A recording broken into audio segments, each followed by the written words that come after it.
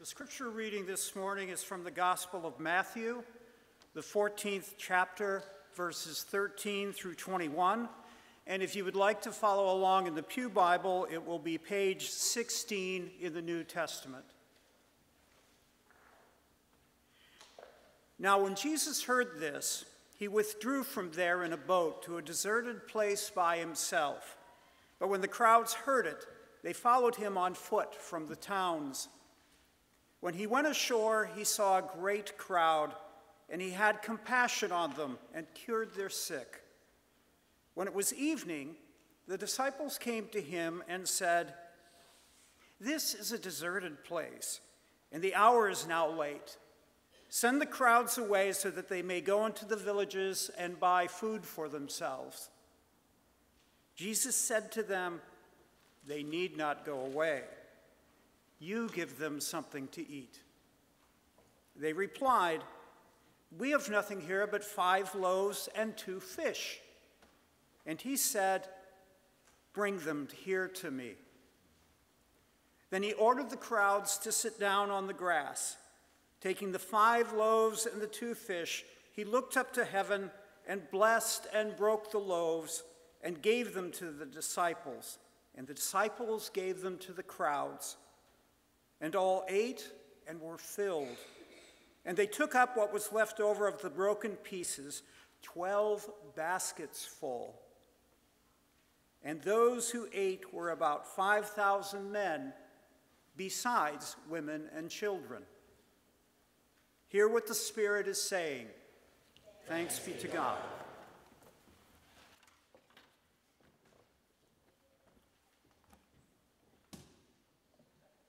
Thank you. Will you all pray with me?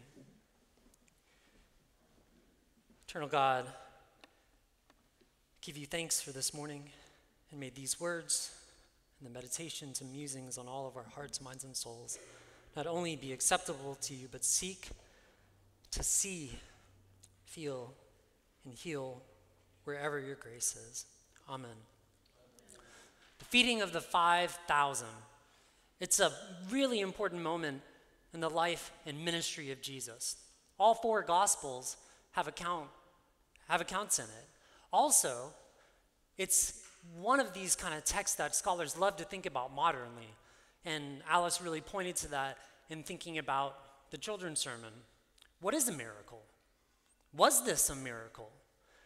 Did it really happen, this multiplication of the loaves? If so, was it gradual or, I can't snap, hold on. There you go. Instantaneous. Or was it a shared offering from people? People who offered what little food they had and created a multitude. I wonder though, this multiplication of the food, is that the real miracle? Jesus, after hearing about John the Baptist passing away, he heads to a boat wanting to be on the sea. It's the Sea of Galilee. He's wanting just to retreat and have some time to himself. This often happens, and I love Mark's account of this miracle. It says that not just that the crowds heard that they knew Jesus was in the area, but they came running, dropping whatever that they were doing. But I think about the moment that Jesus comes and is presented before these people. So having heard that Jesus is in the area, Jesus then takes the boat and goes to the shoreline. And there's this great multitude in front of him. And what does he do? He feels for them. Now, this kind of feeling that Jesus had is not a simple kind of admiration, but a deeply rooted form of compassion. In the Greek, this word for compassion is esplaknist, which comes from the root of one of my favorite words. You may have heard me talk about it before. It's called splachna. It's fun to say. And the meaning's really cool. So to have splachna, what is physically happening is your inner organs are moving. Now, this isn't a matter of indigestion, but rather talking about what the culture understood as the noble parts of the body emotionally connecting to something. And I know we just had Valentine's Day, but all these different ways that we show appreciation and affection for our loved ones. But next time, maybe think about just saying, "You have moved me so much, I have splachned." Maybe not. But after seeing this emotional connection to the crowd, Jesus heals those who are sick. And then we get to this part of the multiplication. But really, I think the real miracle here occurs when three things happen. First, that moment when Jesus is on the shoreline, maybe on the boat, looking out on the crowd, and he sees them. He truly sees them. He sees their humanity. Second, he then deeply connects to the human need that is in front of him, emotionally, this splachna. And then finally, he acts upon those feelings through physically healing, nourishing, feeding the people, seeing, feeling, healing. That's the miracle that's taking place here. Now, in Matthew's gospel, before the feeding of the 5,000, we see Jesus traveling around the region of Galilee, and he's teaching and healing people. So this is significant because the feeding of the 5,000, it shows that Jesus' ministry is not just focused on going around and teaching. It's not just about words, but it has a physical component to it, this nourishing of the people. But think about, for a second, the people in that crowd of 5,000, which, as an aside, if there were to be an NRAV, New Revised Adam version of the Bible, it would include this tidbit that most scholars agree that with women and children being included in that number, it would be between 15 to 20,000. It's quite a lot of people. But these people, the likelihood is that they represented the majority of the population who were disenfranchised and food insecure. These people would have struggled on a daily basis to find adequate food and nutrition. And it's a reminder that these people in the crowd, they're actually living under the Roman empirical rule, a hierarchy that is very strict and rigid. It's a system where only the elite, the few, benefit and have access to a variety of food and drink. It's no coincidence that elsewhere in Matthew's gospel, when the Lord's Prayer is mentioned, that this line shows up: "Give us this day our daily bread." Another part of this miracle of seeing, feeling, and healing concerns what the disciples are asked to do from Jesus, right? And it just makes me think, if I were a disciple and I saw Jesus heading towards a crowd, I would really cringe, because I knew that we would be there for a long time. But this is kind of the tension that the disciples have in the relationship with Jesus, missing the mark, right? And so when Jesus asks the disciples to feed the people, they kind of miss the bigger picture of what's going on, a bigger picture of Jesus' ministry. Really, what he's asking them to do is telling them, he's in a sense telling them, hey, to be my followers, it's not enough to just say, "Blessed are those who are hungry." You also have to be willing to meet that physical need of hunger and care for others. The miracle here is one of proximity, of seeing, feeling, and acting upon the human need that is right in front of the disciples. Jesus is challenging the disciples, challenging us to think about what this means, to observe the needs of others by truly seeing them. And that then leads us to be able to create room emotionally to connect to those needs. And finally, we can find a path to where healing can occur, where we can care for one another's physical and spiritual needs. Just recently, I experienced this miracle of seeing, feeling, and healing. I recently took a trip with my wife's church, Blair. She works at Arapahoe United Methodist in Richardson, and I was very lucky to tag along to the Holy Land. We went to Israel, and it was an incredible trip. But we spent most of our time in the area that's around Galilee in the north, and then we traveled to Jerusalem in the south. And next to Jerusalem is the city of Bethlehem, right? This is in the Palestinian land, restricted land. And so we learned a little bit about that conflict. But the most powerful experience I had on that trip was being hosted for dinner, a group from the church and I, by a Palestinian Christian family. They had been living in this city of Bethlehem, that family, for generations. And they represent a tiny part of the whole area of Israel and Palestine, of Christians. Guess how many, percentage-wise, Christians are represented in that area? Someone, throw a number. What do you think? 50? 50% what? 5? 80? Less than 1%. Less than 1% of Christians are represented in the demographics of that area, and yet millions of tourists go to it every year. Christian tourists. So I just want to give you some background geographically here. So there's Bethlehem, kind of just south of Jerusalem, and then to the north, you have this city called Tabgha, and that's on the sea. You can't really see it, but it's on the northern shore of the Sea of Galilee. Now, why Tabgha is important is because pilgrims believe that that is where Jesus fed the 5,000. So they erected this church, the Byzantine Empire, during the Byzantine Empire, called the Church of the Multiplication. So there's a little kind of spot in the floor here, and what it shows is loaves and fishes. And some people really believe it. We had that on the tour, like our tour guide's really selling like, this is the place, or if it wasn't, one of the tour guides says, if it didn't happen here, it's near. And I thought that was good. If it didn't happen here, it's near.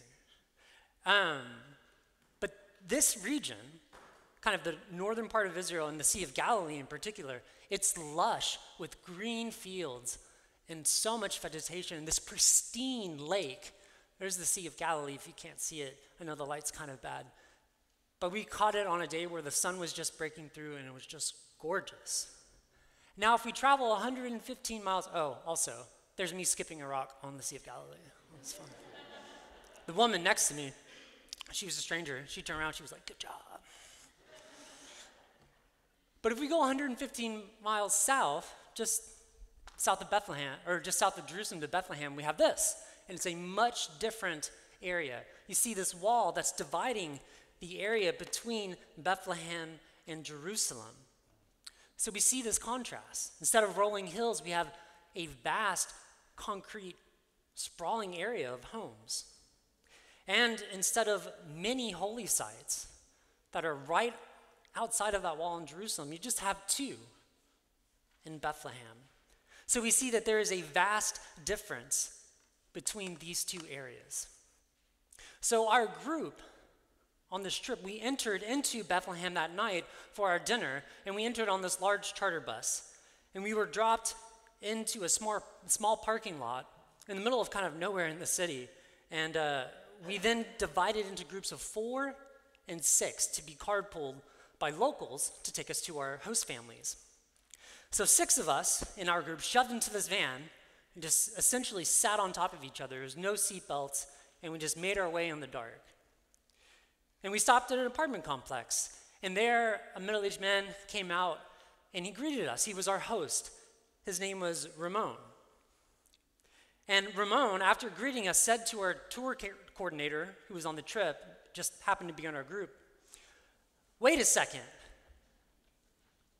There's 6 of you. I only thought there was going to be 2. So we were really wondering if we were going to be fed. But he then called upstairs to his wife to let her know that we had arrived, and then we made our way up. And when we entered their home, it was this simple but spacious and beautifully warm place. And after meeting Ramon's wife, Stella, we then sat down at our table, and we started looking at one another, not really knowing if there would be enough food, since they had expected 4 less people. But as we ate, there was plenty. It was a miracle, the feeding of the 6 Texans. But that wasn't the real miracle. As we ate delicious food prepared by Stella, it was this baked chicken stew with potatoes and carrots. We listened to Ramon, who spoke English more proficiently, and what he told us was his story, their story, of what it meant to live in a restricted area, not being able to move freely from Bethlehem to Jerusalem or the other surrounding Jewish areas.